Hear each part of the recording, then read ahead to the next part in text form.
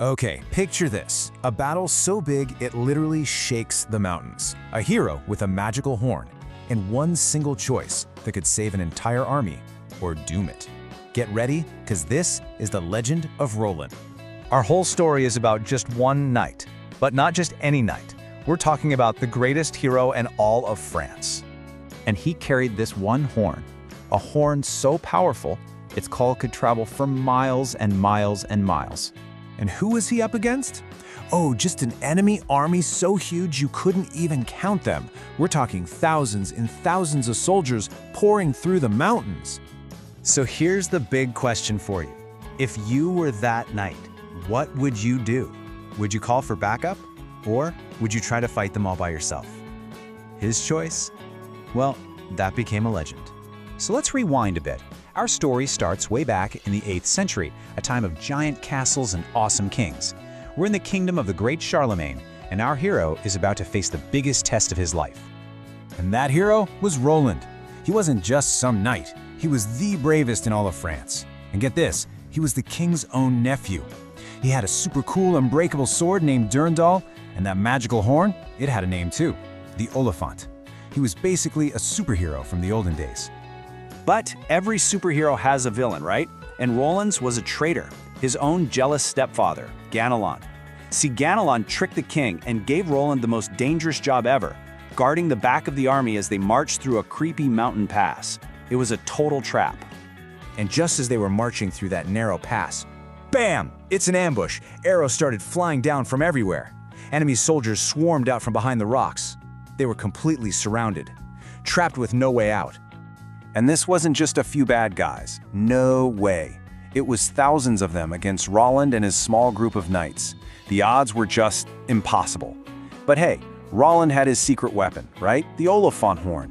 One little toot could bring the whole army racing back to save them. But Roland stopped. He thought, wait a minute, if I blow the horn now, everyone will think I'm a coward.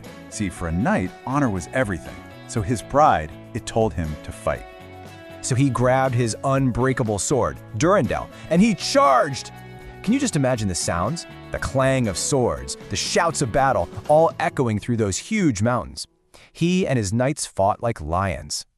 But even for the bravest knight in France, this was just too much. The battle went on and on and on. And this is where the story gets really dramatic. Roland had to watch as his friends, his best buddies, fell one by one.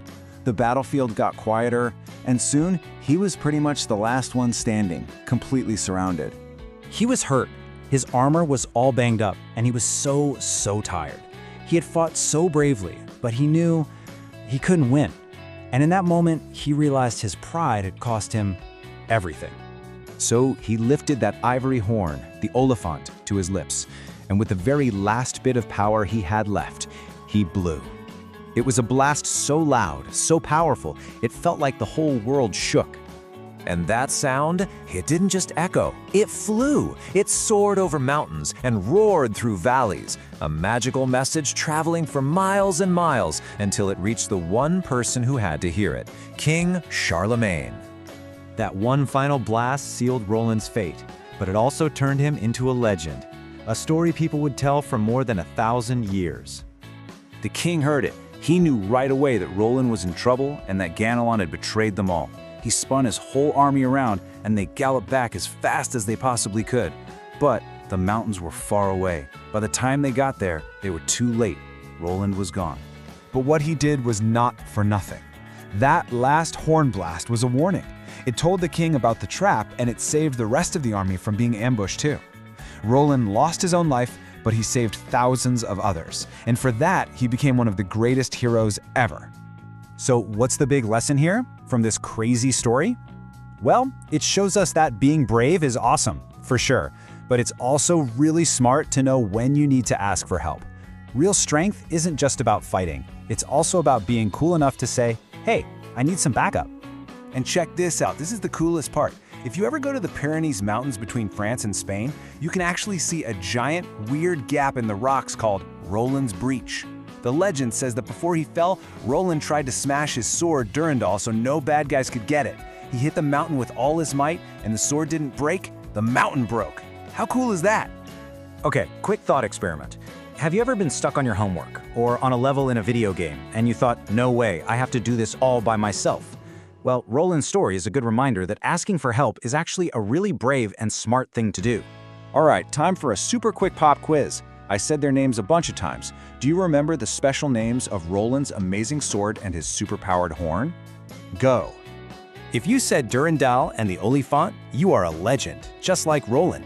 From an unbreakable sword to a horn blast that saved an army, the story of Roland is one you're not going to forget.